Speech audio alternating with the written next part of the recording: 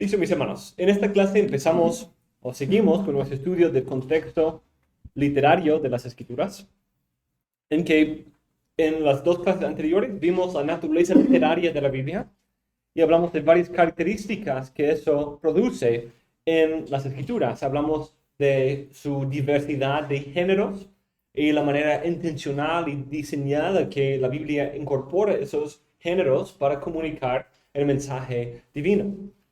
También hablamos de cómo la literatura es algo experiencial. Hay una concreción experiencial, dijo Leland Ryken, que habla de la experiencia humana, no simplemente de cosas abstractas o cosas en las nubes, sino cosas en el diario vivir de las personas. Y también de manera concreta, con el uso del lenguaje figurativo, poniendo conceptos como la providencia en términos concretos de un pastor cuidando de sus ovejas. Y también concreto en el sentido de que quiere introducirte en una historia. Te da información sobre las vistas, sobre los olores, sobre otros detalles que nos pueden entrar en el contexto. Están en un sentido pintando un mundo, pintando un cuadro, un mundo, construyendo un mundo en que quiere que tú vivas en leer el libro. Entonces, y de ahí terminamos con el último aspecto de que hay arte. Vimos arte en su unidad, su diversidad y la interrelación entre las dos. Y eso vamos a seguir viendo el día de hoy en una clase. De hecho, creo que vamos a tener que dividirlo en dos, pero que vamos a tratar de varias técnicas literarias. Algunas de las técnicas literarias, algunas de las maneras en que la Biblia desarrolla ese arte, da diseño a las escrituras y ayuda a asegurar la unidad en diversidad. Entonces, tenemos en la Biblia unidad y tenemos diversidad. Pero no es solamente unidad y diversidad, sino es unidad en diversidad.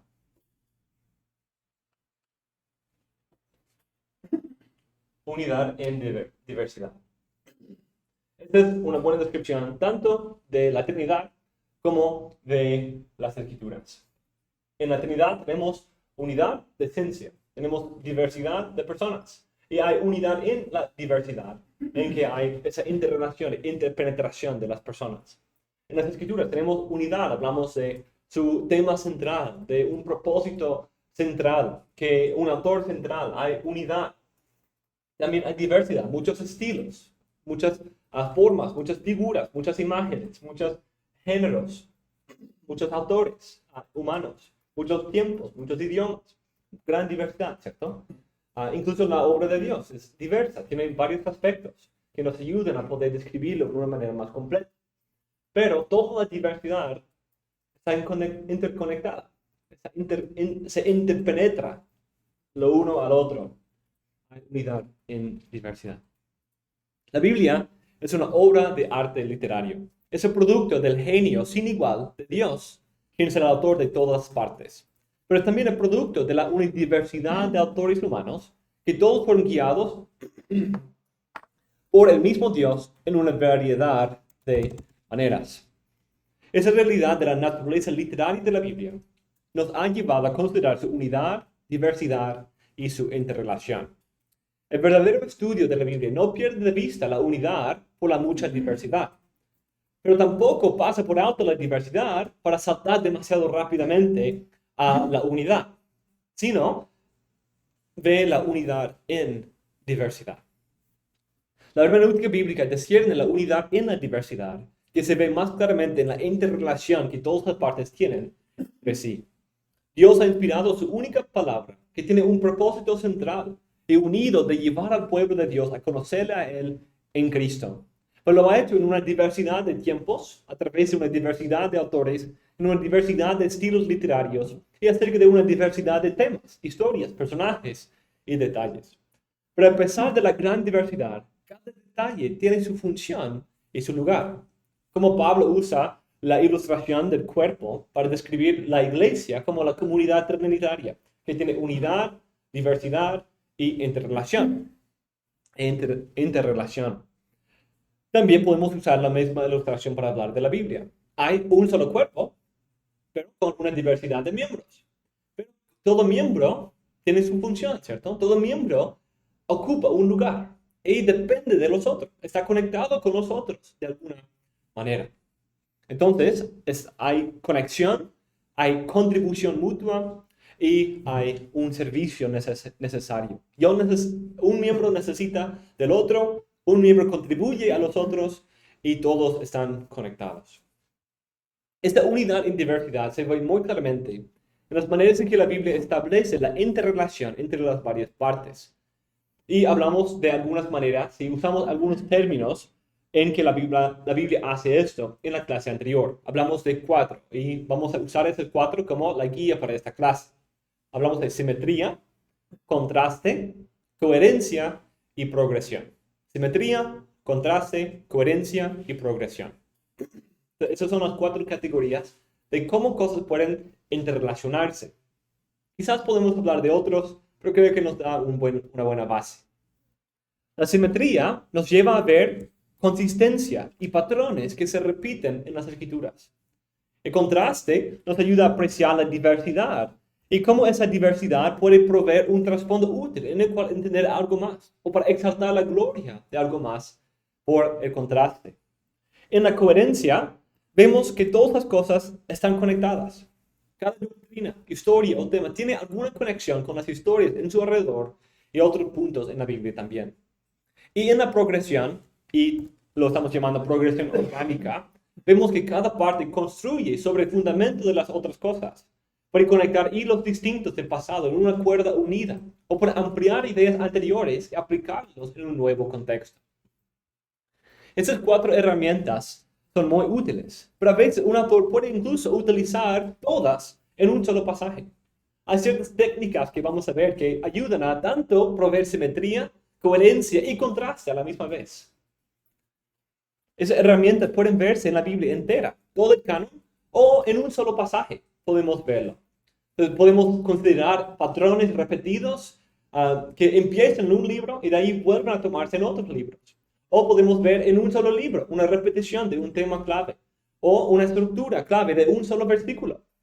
Esas cosas literarias toman la Biblia como canon, pero también la Biblia como una colección de obras literarias. Queremos estudiar esas técnicas en esta clase porque son transgenéricas, es decir, van en todos los géneros. A todos los géneros usan esas varias técnicas literarias. Entonces, si es narrativa, si es poesía, si es discurso, en cualquier género encontramos esas técnicas literarias. Entonces, esto es algo importante entender y por eso estamos empezando por esto, porque nos va a ayudar en todos. Aunque quizás en algunos podemos esperar un poco más de, por ejemplo, simetría. La simetría es algo muy común en la poesía. ¿Y dónde lo vemos en la poesía? En los paralelismos. El paralelismo es una forma de simetría, que provee una simetría en el mensaje de un poema. Aunque sea concentrado allí, no significa que sea exclusivamente en la poesía. Hay muchas otras técnicas que la Biblia usa que no podremos tocar en esta clase, pero estas pueden ser una base útil para el estudiante, para que aprenda a leer de manera cuidadosa y discernir la manera en que cada libro busca cultivar la unidad en medio de la diversidad, y cómo cada libro contribuye a la unidad y diversidad de toda la Biblia. Podemos usar la ilustración de un manto con cuadros. Hemos hablado de eso antes, ¿cierto? Este tipo de cobija, normalmente un poco más antigua, quizás indígena, que usa una colección de recortes de tela, quizás cuadros o triángulos o otras formas de varios colores, y de ahí se van poniendo juntos. Pueden verlo aquí en esta ilustración. Un tipo de cobija o manto de cuadro. Entonces, vemos aquí una diversidad, ¿cierto? De formas, de colores. Vemos contraste, colores contrastantes, varias formas distintas gran diversidad, pero al mismo tiempo hay simetría. Hay simetría. Hay cierto patrón básico que usa. Hay esos cuadros, en este ejemplo, hay cuadros que vemos, cuadros que son simétricos, aunque cada uno con sus toques, con su diversidad, pero hay simetría. Todo encuadra bien. Y vemos el contraste, colores distintos, patrones que no son siempre uniformes, sino hay cierta diversidad. Pero hay coherencia entre todas las partes, porque todos esos recortes tienen un hilo que los conecta. Tienen hilos que conectan todos los recortes. Están todos conectados entre sí. Y cuando miramos atrás, los colores se encajan, se combinan bien. Hay un patrón o quizás cierto color o cierta o manera en que combinan los colores que le da sentido. Tiene sentido mezclar esos colores. Y todo está conectado con los hilos distintos que va por encima de todos los recortes. Y también hay la idea de progresión, porque va construyéndose en todo el manto, que tiene varios niveles y etapas. Y eso es algo muy parecido a como la Biblia es. Hay simetría en que hay un patrón, hay ciertos patrones que se van repitiendo. Tiene sentido, hay un patrón. Hay contraste, que en ese patrón no es simplemente azul, azul, azul, azul, sino puede ser azul, rojo, rojo, amarillo, y va con varios colores y contornos distintos, contraste. Pero también hay coherencia, porque cuando lo miramos, tiene sentido. ¿Por qué mezclaron esos colores? La manera en que combinaron los colores y los contornos, y todo tiene esos hilos que lo conectan. Y vemos también la progresión, como empieza y de ahí va construyéndose, edificándose sobre esa base en el resto de la Biblia. Esa es la ilustración y vamos a volver a esa ilustración en varios momentos. En primer lugar, podemos considerar algunas técnicas en que la Biblia usa para crear simetría. En un sentido, vemos la simetría en una repetición consistente. La simetría es parte de la hermosura que Dios ha diseñado en la creación y en el mundo. En las flores, en una mariposa, en muchas otras cosas del mundo creado, vemos simetría, ¿cierto? Cuando uno ve una mariposa, tienes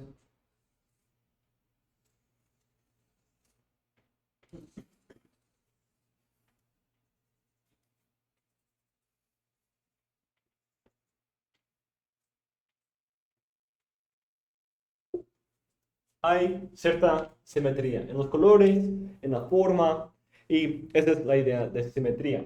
Hay cierto patrón consistente. La simetría puede verse en el nivel de un libro o pasaje individual, pero también puede verse a lo largo del canon. En un pasaje individual podemos considerar algunas técnicas que ayudan a establecer patrones simétricos. Esos patrones en un libro o pasaje ayudan a señalar puntos principales, quizás continuar la trama o quizás señalar un tema principal. El primer ejemplo que podemos considerar es inclusio. Inclusio.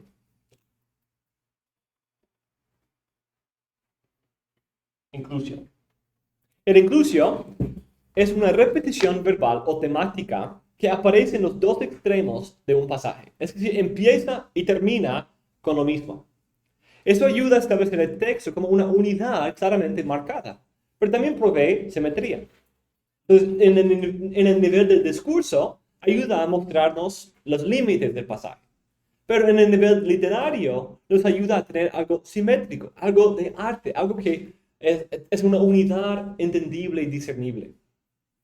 Eso puede ocurrir en un solo pasaje. Por ejemplo, Salmo 8. Empieza con la frase, oh Señor, Señor nuestro, cuán glorioso es tu nombre en toda la tierra.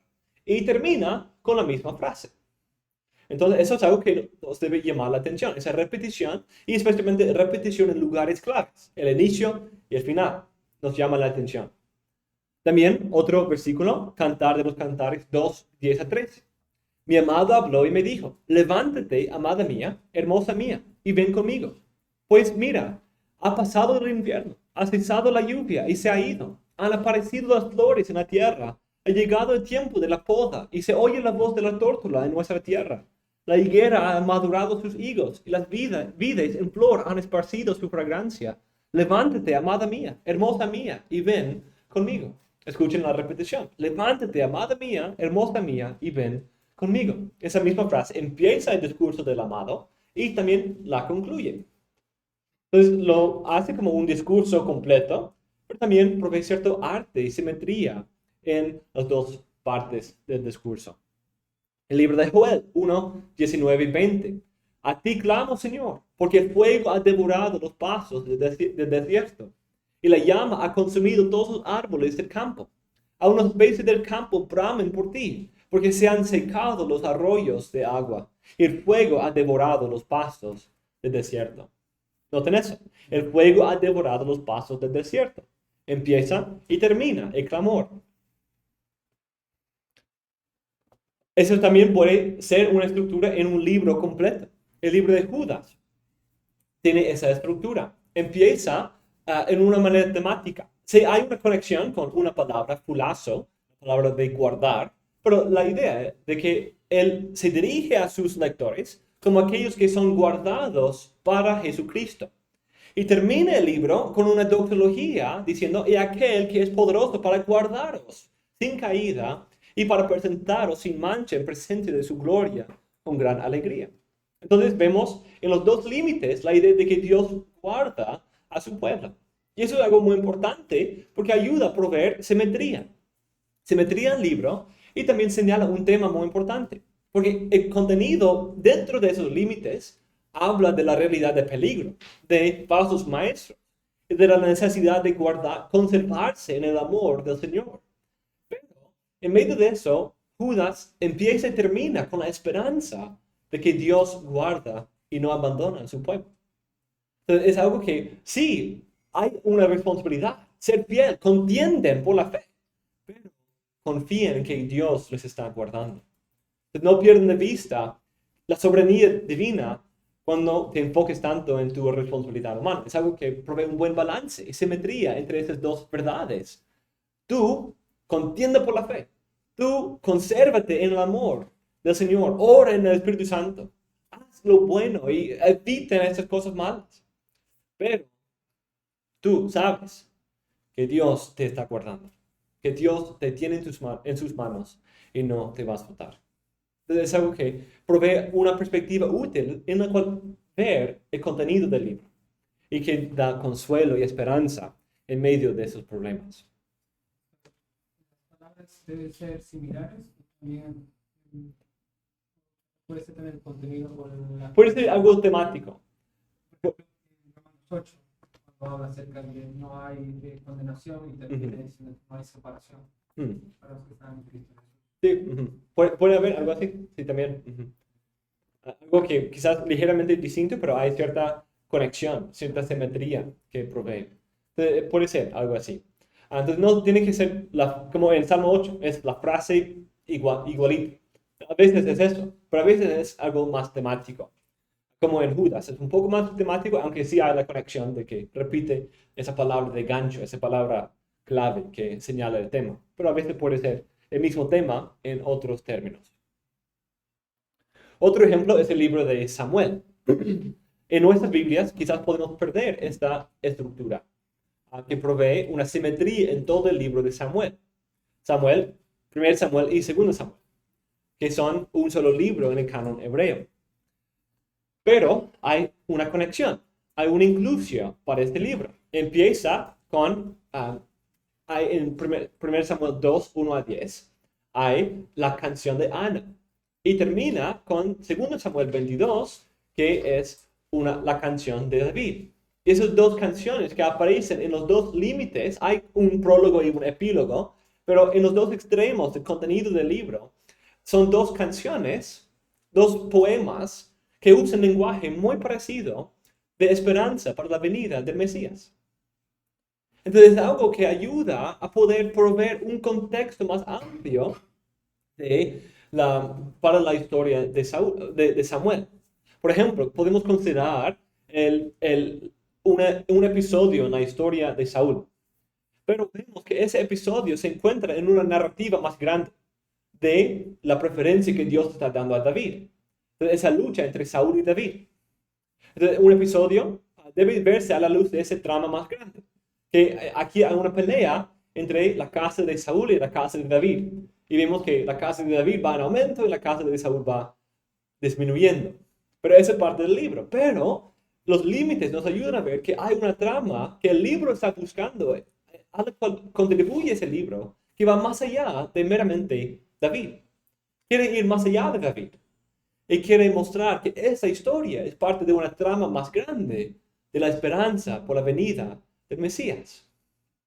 Es algo muy importante. Y eso, de hecho, se combina con ideas en el libro mismo, como en 2 Samuel 7, y la promesa de ese hijo de David, quien va a ser el Mesías y el quien reina para siempre en el trono de Dios y construye su templo. Es algo que nos ayuda a tener un lente por el cual vemos el libro. Empieza y termina con esas canciones mesiánicas, con el lenguaje del Mesías, la promesa del rey y incluso términos del Éxodo, algo parecido a eso. Y nos ayuda a poder ver el libro, que hay algo mucho más grande aquí en juego que simplemente ver que David toma el lugar de Saúl. Simplemente ver esa historia no es entender todo lo que Samuel está haciendo, sino más allá de eso está mostrando como a través de David, David tiene una preferencia, porque es a través de él que viene ese rey prometido. Entonces es algo muy hermoso. Entonces, esos son algunos ejemplos de inclusión. Otra técnica literaria es el quiasmo. Hemos hablado de esta estructura antes, pero es esa forma también que provee simetría, ¿cierto? Pero de una forma distinta. Tenemos la letra aquí, del griego, que es la X, y tenemos este tipo de estructura, como la primera mitad de una X. Y es una forma de paralelismo invertido. Cuando normalmente un paralelismo es AB, AB o AABB, algo así, pero este es ABBA. Entonces empieza y termina en el mismo lugar. Entonces algo parecido a la inclusión, pero la estructura sigue paralela en el interior. Provee simetría en un texto y también ayuda a señalar los puntos centrales, que a veces puede haber tanto puntos centrales en los límites como en el centro. Normalmente el punto central es el más importante, pero a veces puede haber también énfasis en los puntos, en los términos, sí, los puntos externos. Puede ser un solo versículo, una sola cláusula, o incluso un libro o un pasaje más grande. La estructura de los quiasmos tienen desde más antiguos, ya cuando se escribía en esa manera, pues un proyecto de escrito y ordenación ya para describir tal historia. Por ejemplo, esa narrativa desde la expresión, ¿no? Pues desde la escritura misma.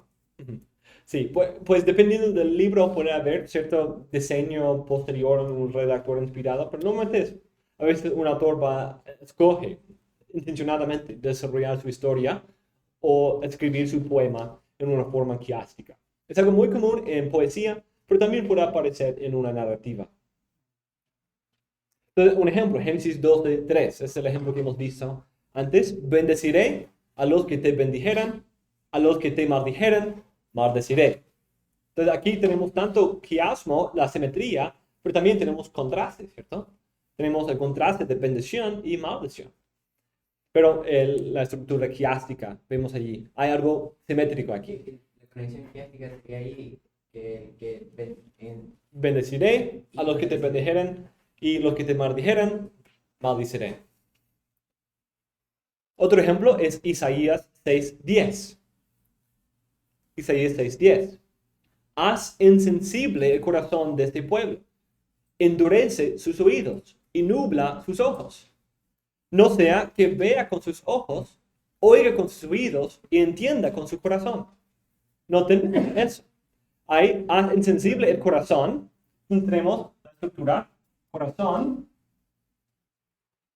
oídos, ojos. Oídos, Corazón. A, B, C, C, B, A. Corazón es al principio y al final. De ahí oídos, y de ahí ojos 2 veces. Entonces tenemos, haz insensible el corazón, endurece los oídos y nubla sus ojos, para que no vean con los ojos, no oigan con los oídos y no entienden con el corazón. Ver esa estructura quiástica. Y en ese orden de cómo está puesto, ¿hay alguna importancia? Es decir, cuando hablo del corazón y los ojos. Entonces, aquí no se nota tan, pues tendríamos que considerar en el contexto, si quizás es parte. De ver el texto, no lo veo tanto énfasis en el ojo o en el corazón, sino quizás en la simetría entre las cosas, como el endurecer y como hacer insensible y el resultado. Creo que el paralelismo es ese, en esas dos ideas. Y por eso lo estructura de esa manera. Pero pudimos ver en el contexto, quizás, si la idea de ojos o de corazón es algo que se repite mucho en el contexto. Hay que considerar esas cosas. El quiasmo es siempre hacer el paralelismo, no siempre es dar énfasis en alguna parte. No siempre. Pero normalmente sí da cierto énfasis. Pero tenemos que ver del contexto. Si es en los límites, en el centro o como en Génesis 12:3. No hay tanto énfasis en bendecir a los que te bendijeron y a los que te maldijeron maldeciré. No parece algo de énfasis, sino es una estructura que provee simetría, algo bonito, y también es algo que provee ayuda a establecer el contraste aún más. Entonces, creo que eso es también aquí. Es algo que quizás la estructura nos llama la atención. Sí, nos llama la atención y cuando nos llama la atención nos invita a meditar. Y cuando meditamos, ese texto nos sorprende. Nos confunde un poco. Ok.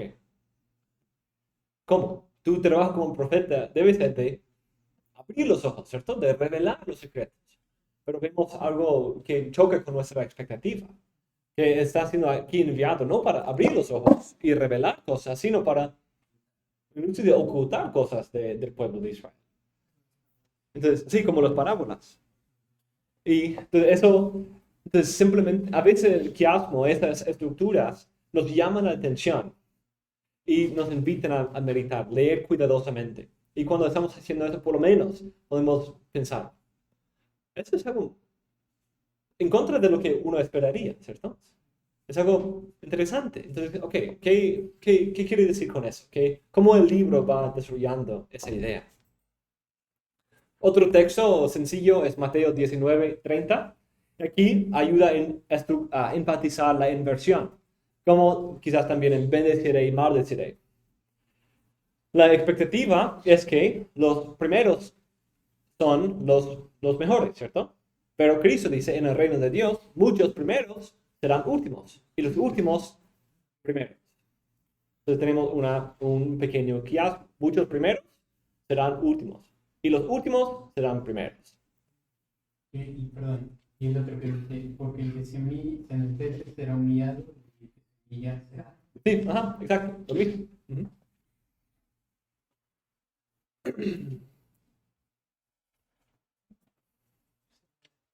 Pero también puede extenderse más allá de un solo versículo, como en Romanos 10:9-10. También tiene una estructura quiástica.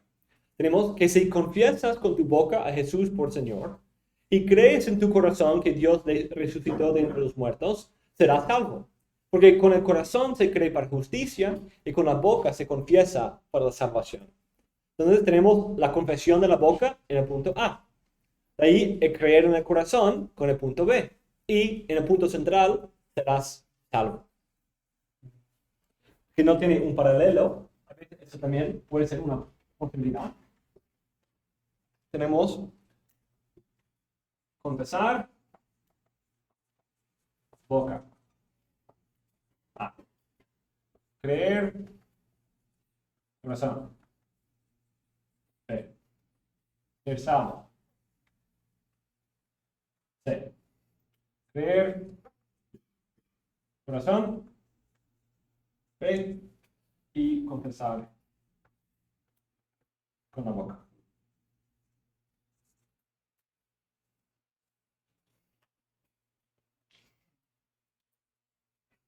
Aquí creo que el énfasis es en esto, porque podemos ver esto como el tema principal, cómo uno se salva. Se salva por confesar con la boca y creer con el corazón. Otro ejemplo, un poco más complejo de esto, es en Génesis 3, 8 a 24. Un texto un poco más amplio.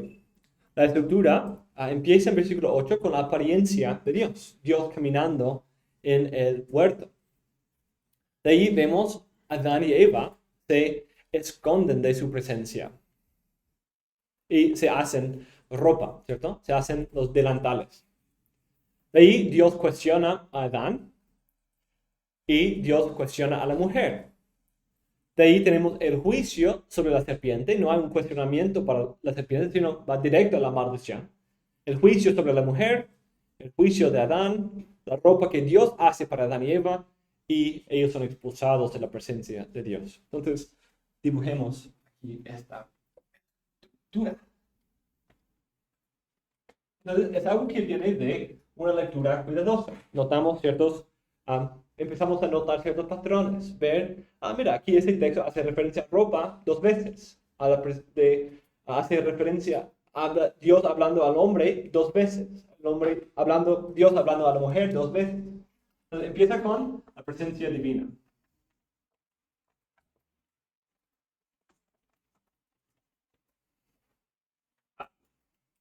Y termina.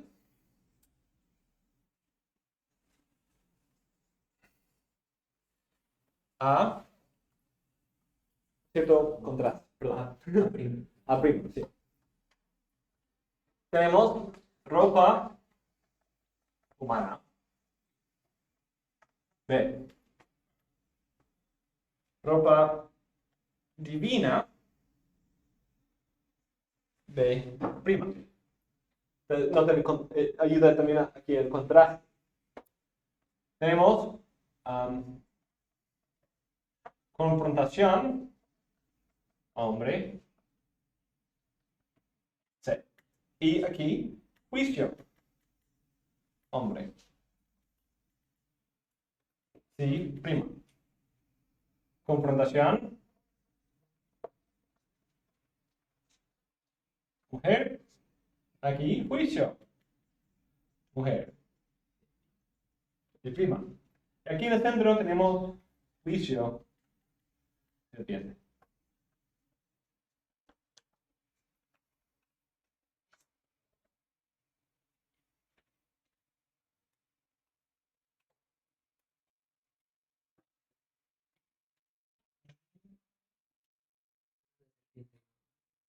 Sí, no hay una confrontación para con la serpiente.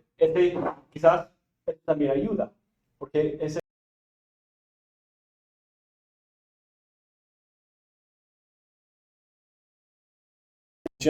del patrón quizás nos señala un poco. Listo. Entonces, vemos aquí esta estructura.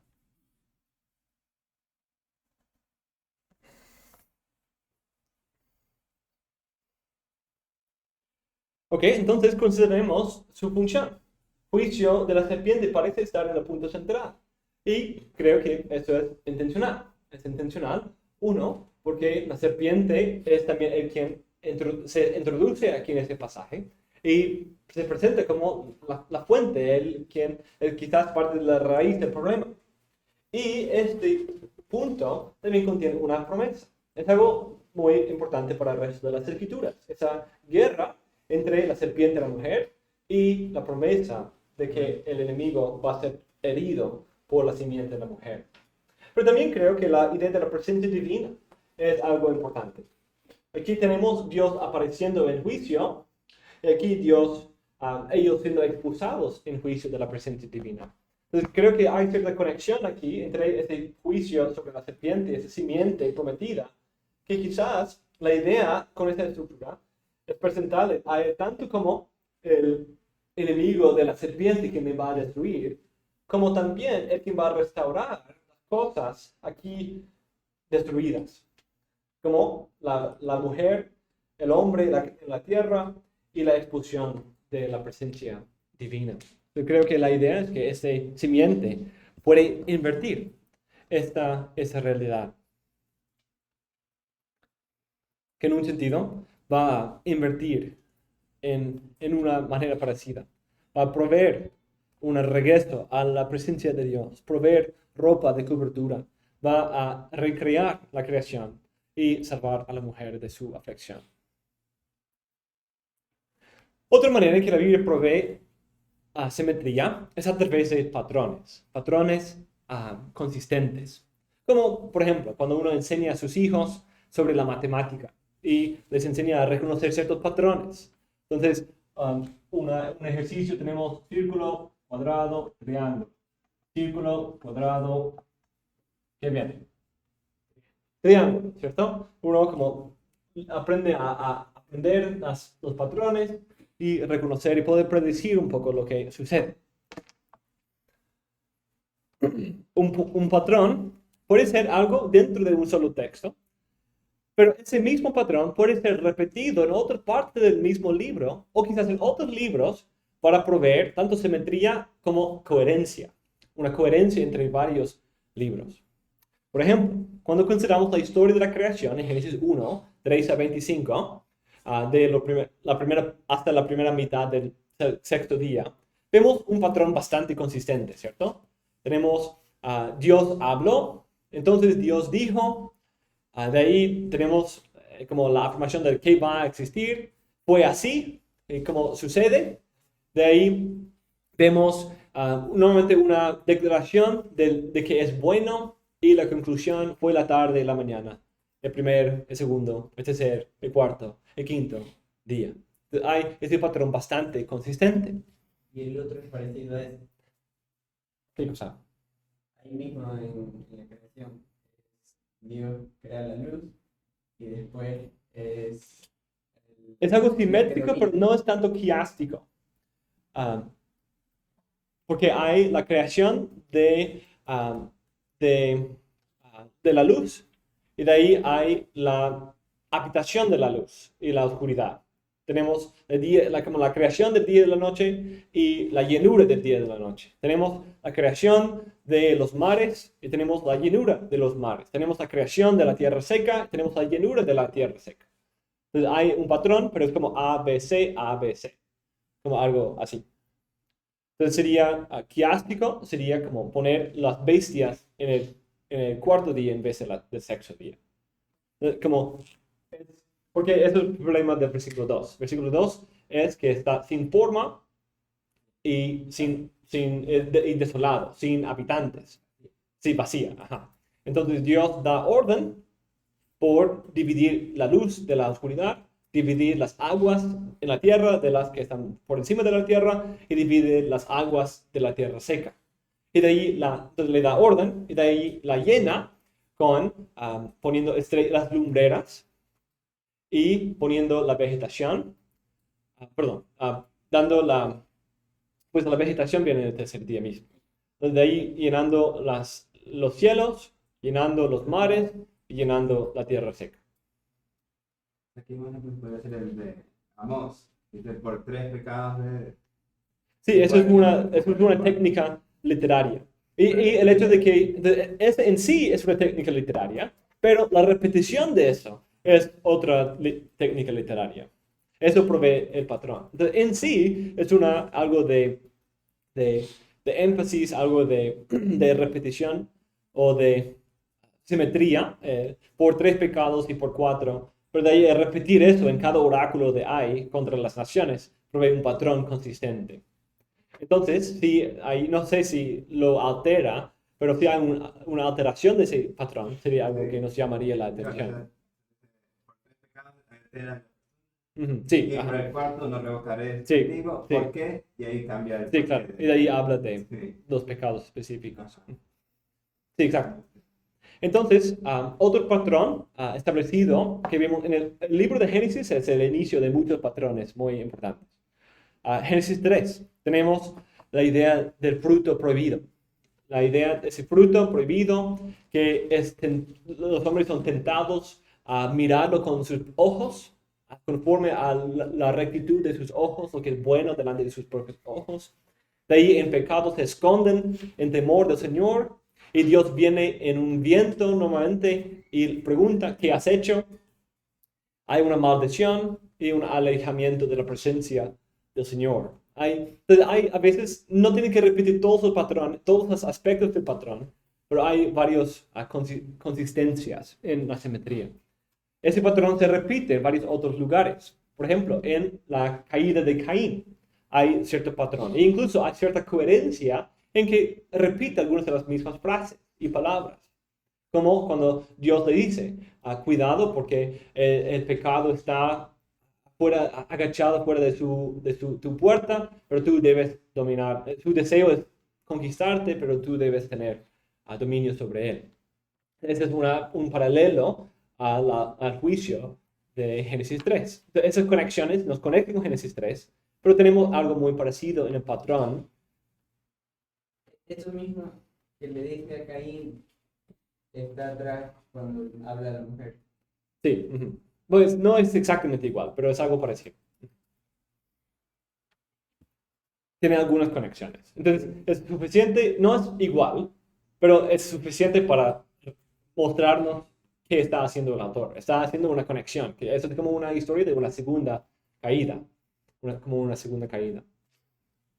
Y también en capítulo 9 vemos algo parecido. Vemos al hombre como Adán en un jardín, teniendo su desnudez expuesta por haber comido del fruto. Entonces hay cierto patrón. Y de ahí viene con una maldición de ese caso de Canaán, que viene en una forma muy parecida a la maldición de Caín y la maldición a la serpiente en Génesis 3. Entonces, esos patrones se repiten. También ese patrón se repite en la historia de Abraham y Sarai y Agar en Génesis 16. Hay algo que no le pertenece, que parece un buen plan para lograr lo que el Señor les ha retenido. Entonces busquen con su propia fuerza tomar esto, e incluso hay ciertas conexiones verbales. Dice, como dijo a Adán en Génesis 3, ¿por qué escuchaste, oíste la voz de tu esposa? Dice lo mismo, y escuchó la voz de su mujer. Y tenemos el patrón de que la mujer tomó y le dio a su esposo que estaba con él. Y eso es lo que se dice de Sara tomó a Agar y le dio a su marido. Es a veces ciertas conexiones verbales que nos está dando a entender que ese es un patrón de caída, de tentación y caída que vemos aquí en ese texto, que está mostrando en un sentido una caída consistente. Adán, Caín, Noé, Abraham, y luego vemos algo parecido con el monte de Sinaí. Dios viene en un viento sobre el monte, el pueblo en temor se esconde y son alejados de la presencia, alejados ceremonialmente de la presencia del Señor. Otro patrón que se establece aquí es en Génesis 3:15. Vemos la idea de una promesa en medio de juicio. Dios salva a través de juicio. Promete salvación en forma de la maldición de la serpiente, y la conquista de la serpiente es la salvación de la simiente de la mujer. Ese es un patrón muy fructífero en la Biblia. Las historias del Éxodo, el regreso del cautiverio, la idea profética del día del Señor, incluso la obra de Cristo, se presenta como una salvación a través del juicio. Está salvando al pueblo, destruyendo a los enemigos. Esas dos obras son contrastadas, ¿cierto? Son muy contrastantes. Proveen un contraste muy fuerte. Salvación y destrucción. Pero son simétricas. Hay una simetría entre estas cosas. Y hay una simetría en que es un patrón muy repetido a lo largo de las Escrituras. Otro patrón es la figura de Moisés. Moisés provee un patrón. Como el quien conoce a Dios, quien lidera un nuevo éxodo, ungido por el Espíritu. Hay varios aspectos a la persona de Moisés. Quien pasa el Mar Rojo parece ser una parte importante de esa figura de Moisés. O pasa por las aguas en tierra seca. Es una conexión importante. Y lo mismo se repite con Josué y con Elías y Eliseo. Y luego hay ciertas semejanzas con Cristo también, como su salvación de la matanza de los hijos, su discurso en el monte y varios otros aspectos. Otro patrón es Éxodo 32, el pecado del becerro de oro. Este patrón sirve como para señalar ese pecado, algo parecido a la caída de Génesis 3, pero vemos algo muy interesante. Primero de Reyes 12 habla de la caída de la nación de Israel. Ellos caen en un sentido muy igual a lo que sucede en Éxodo 32.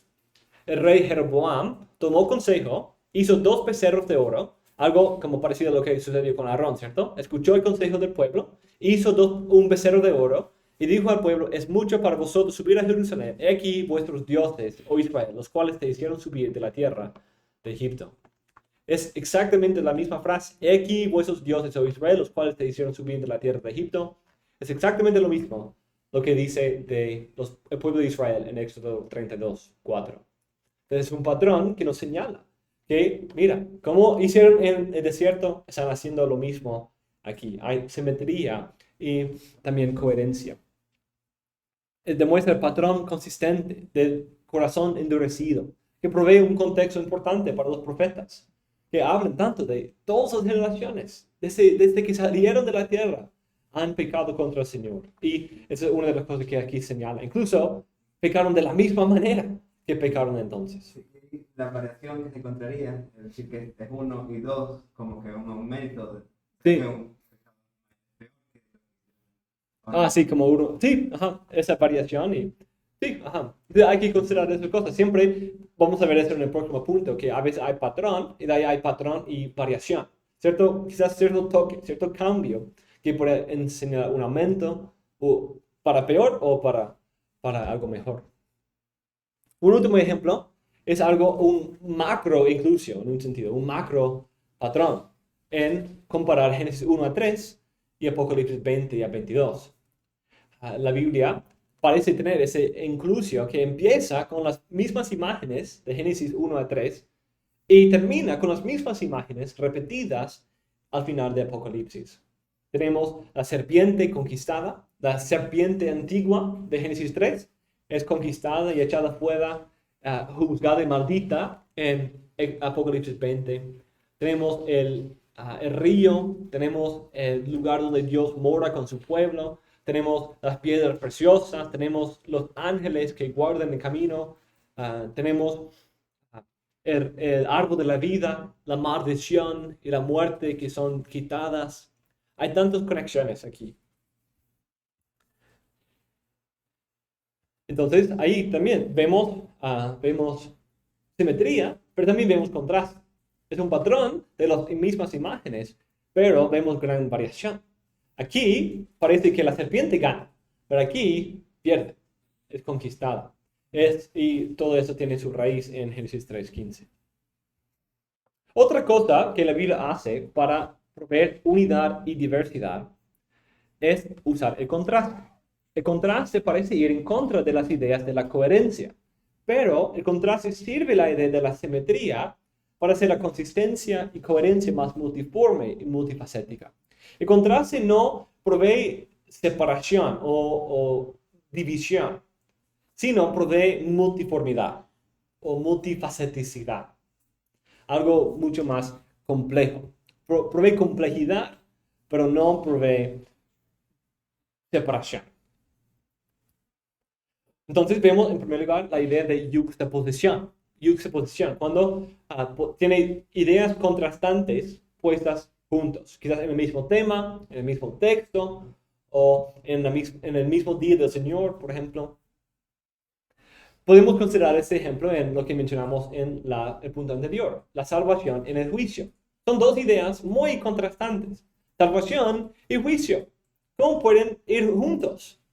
Pero la Biblia consistentemente los conecta. Y al ver el patrón consistente, vemos cómo ese contraste funciona. Como no son dos aspectos completamente distintos, sino la idea que los conecta es que esos enemigos están persiguiendo, oprimiendo al pueblo, y para salvarlos hay que liberarlos por conquistar a los enemigos. La Biblia los presenta como algo coherente, algo que son simétricos, dos lados del mismo día del Señor, dos lados del mismo éxodo. Las mismas aguas que abren para recibir al pueblo de Israel y darles pasaje, son las mismas aguas que Dios usa para destruir a los enemigos que les perseguían.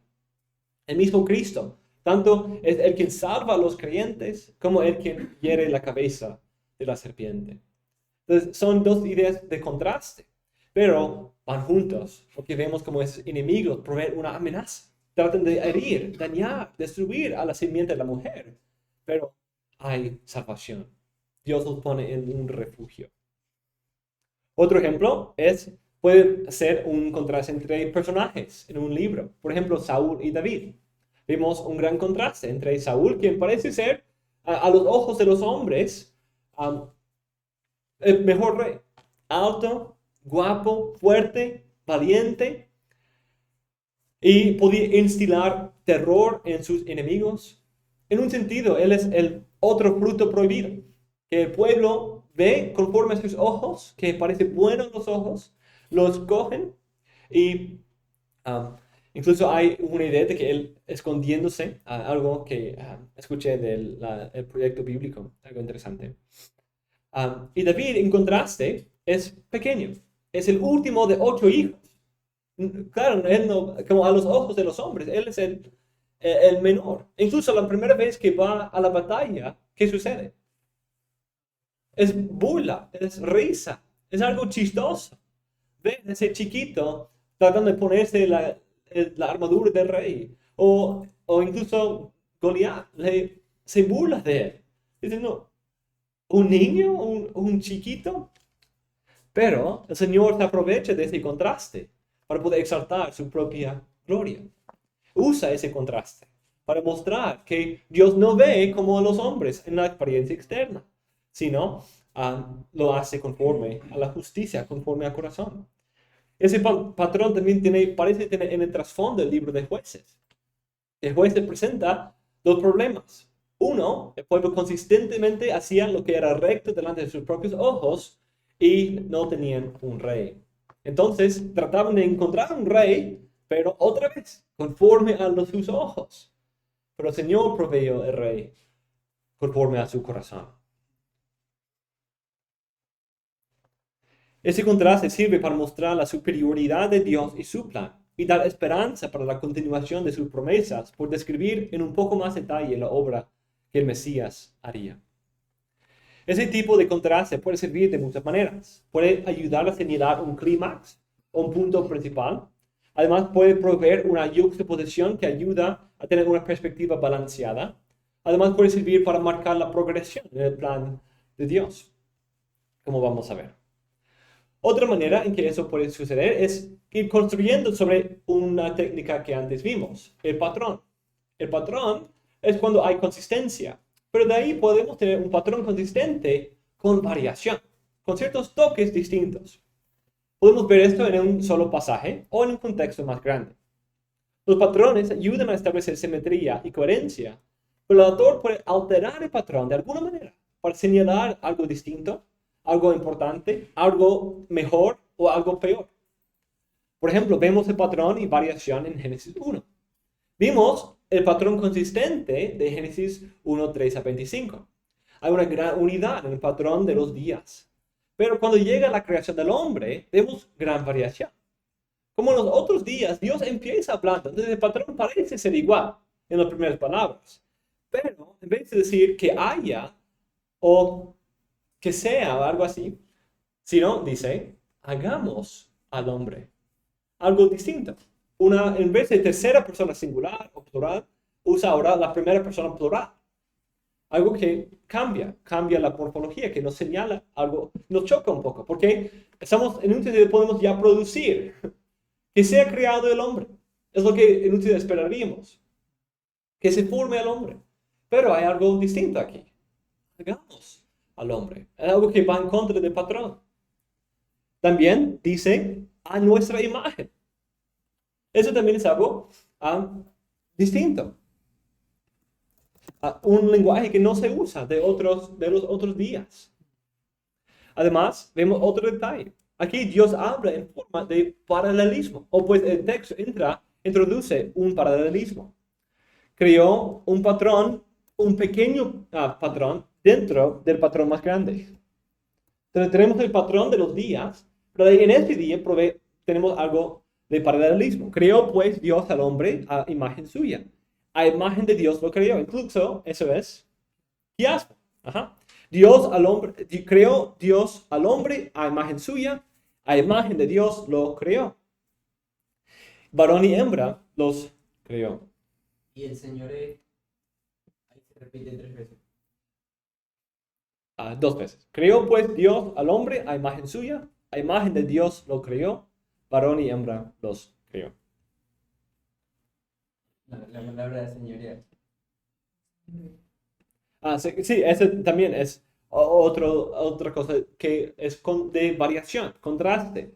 Vemos ahora, en vez de simplemente creación, sino ahora vemos creación y ser apuntados para dominar y señorear sobre todo los demás. Ese también es nuevas palabras, una nueva idea de dominio.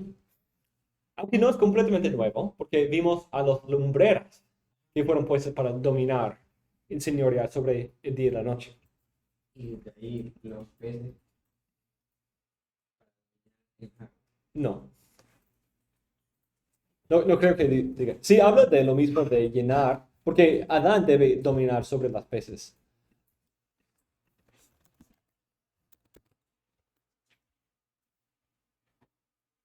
Sí, ajá. Llénense las aguas de multitudes y seres vivientes y vuelan las aves sobre la tierra en la abierta expansión de los cielos. Creó Dios los grandes monstruos marinos y todo ser viviente que se mueve, de los cuales están llenas aguas según su género, y toda ave según su género. Y vio Dios que era bueno. Sí, las lumbreras y el hombre. Ujú.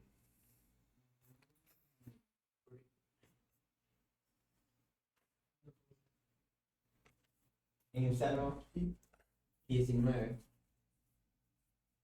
hay una ilustración de que el sol está dominando.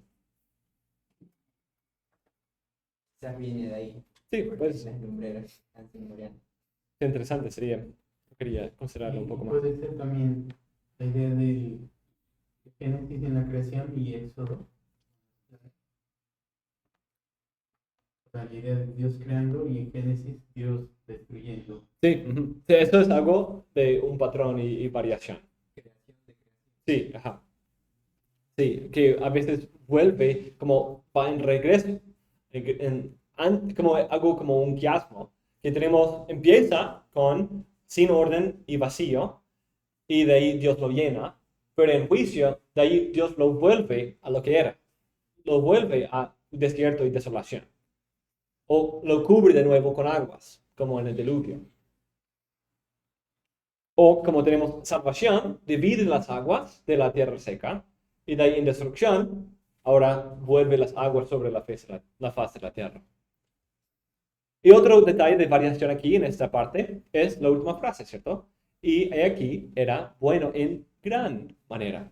Pequeña variación, pero algo que nos llama la atención, ¿cierto? Cuando ya lo hemos visto 5 veces, y ahora vemos que es algo nuevo, es algo que nos llama la atención.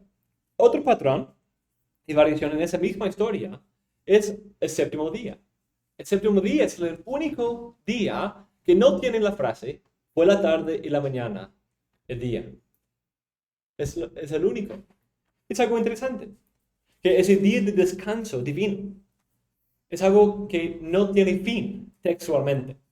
Obvio, el séptimo día terminó, pero textualmente no termina como los otros días terminan.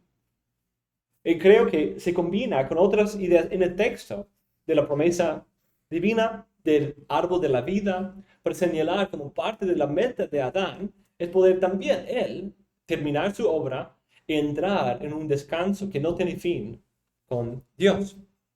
Parece que el autor intencionadamente omite la conclusión del séptimo día para dar la idea, por lo menos textualmente, que el día de descanso con Dios no tiene fin.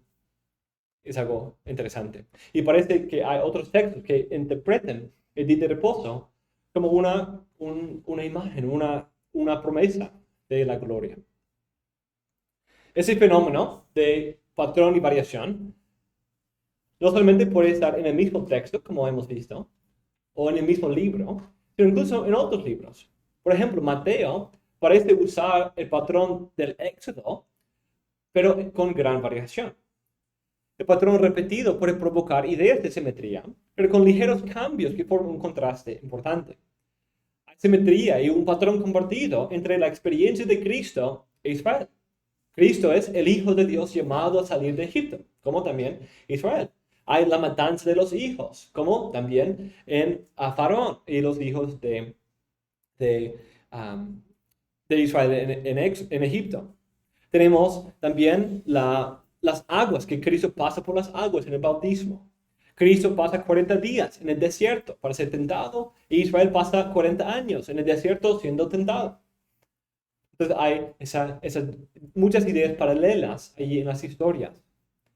Pero esos eventos en la vida de Cristo se conectan con los eventos de Israel, no solamente para proveer simetría, sino también para marcar intertextualmente coherencia y también para proveer contraste que señala el aumento en la etapa de la progresión. Entonces, aquí encontramos todos los aspectos.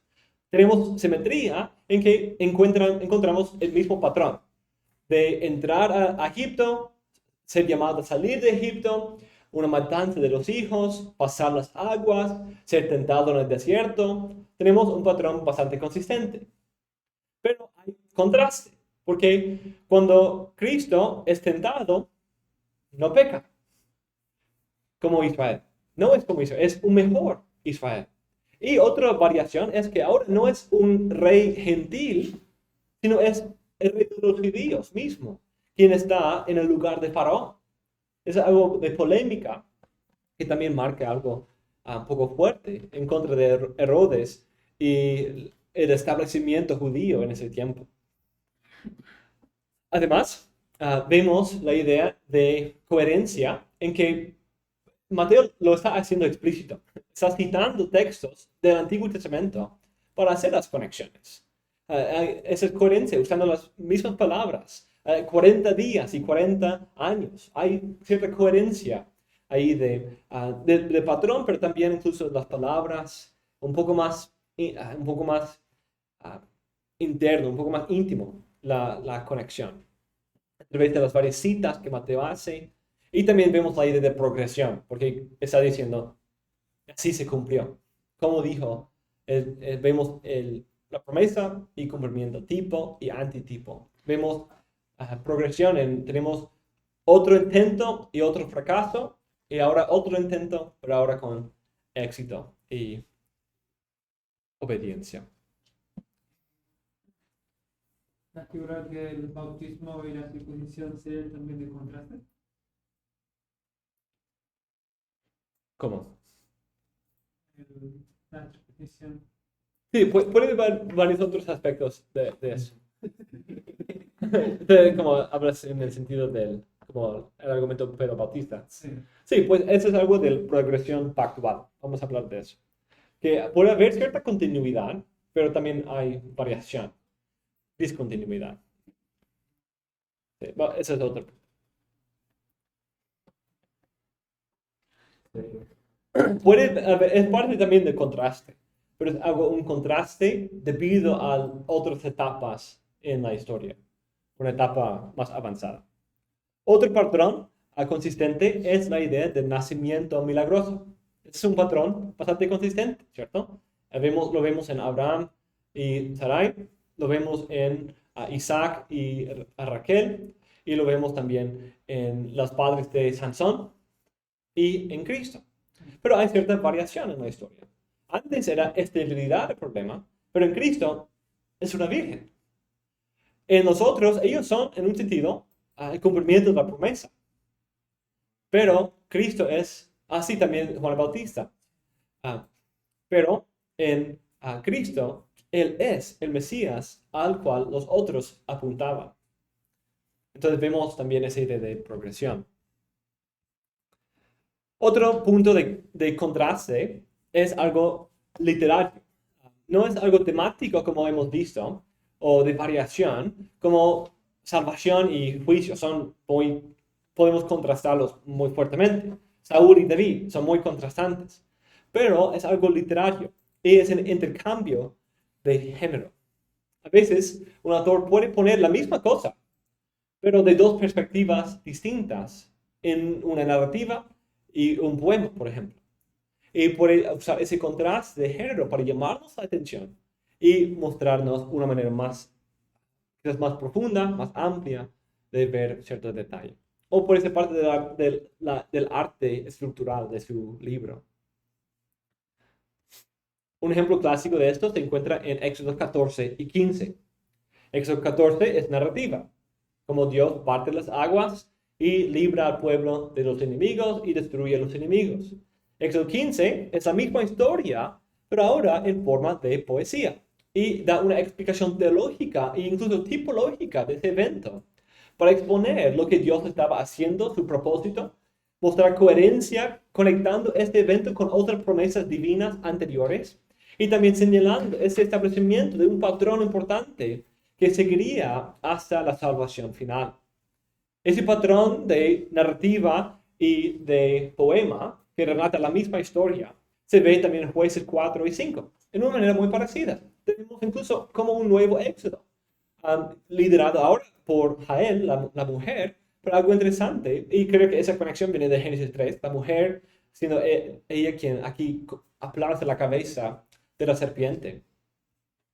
Además, hay otras conexiones entre esta historia y Génesis 3:15 y termina con la idea de que esta historia provee un patrón para las obras futuras de cómo Dios va a salvar a su pueblo. Otro ejemplo de esta técnica es el libro de Isaías 11 y 12. Ese texto no solamente tiene un microcosmos de contraste, demuestra simetría y coherencia, sino también ayuda a establecer progresión. Entonces hace todo aquí. Tenemos, en un sentido, tenemos la profecía del nuevo Éxodo en Isaías 11 y la canción de alabanza debido a la obra de Éxodo. Pero es algo mucho más glorioso. Es algo que sigue el mismo patrón literario de Éxodo 14 y 15. Incluso hay coherencia en que usa el mismo lenguaje. En Isaías 11 usa el lenguaje parecido a Éxodo 14 y en Isaías 12 usa el lenguaje parecido a Éxodo 15. Hay conexiones intertextuales entre los dos textos. Pero también vemos la idea de progresión, porque ahora no es Moisés liderando el Éxodo, sino es el hijo de David liderando el Éxodo. Está interconectando la idea de la esperanza de un nuevo Éxodo en Éxodo 14 y 15, y que se conecta con Moisés, pero aquí es identificado como el hijo de David. Otra parte, pero ahora interconectados con esa estructura. Entonces, ese es un texto muy poderoso en cuanto a usando técnicas literarias para hacer avanzar la historia de la redención. La Biblia usa ese patrón de muchas maneras, no solamente narrativas y poemas, pero otras narrativas y poemas pueden encontrarse en Génesis 3, Génesis 49, Números 23 y 24, Deuteronomio 32 y 33, 1 Samuel 2, 1 a 10, 2 Samuel 22. Otros textos parecidos son Lucas 1 y 2, que tienen historias y poemas, incluso poemas que tienen el mismo lenguaje que los otros, como 1 Samuel 2 y otros textos del Antiguo Testamento. Pero esa técnica no se limita a este intercambio de narrativa y poema. Por ejemplo, Isaías tiene narrativa injertada en medio de una profecía en capítulos 36 a 39. El Pentateuco también tiene un intercambio de historias y leyes en los libros de Éxodo a Números.